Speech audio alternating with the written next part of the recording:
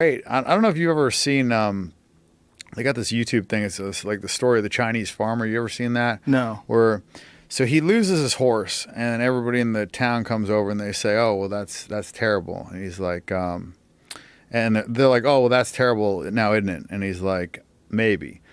And then the next day, 7 wild horses come back, and they all come over and they say, "Oh, well, that's great."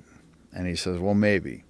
And the next day, his kid is taking out one of the wild horses and breaks his leg, and the whole town comes over and they say, "Oh, that's terrible now, isn't it?" He says, "Maybe." And the next day, the conscription officers come over and they're, taking people into the military to go fight, and they pass by his son because he's got a broken leg, and the whole town comes over and they say, "Oh, well, that's great now, isn't it?" And he says, "Maybe." And the point of it is that you never really know if something is bad or good because you don't know how that's going to affect the rest of your life. Like back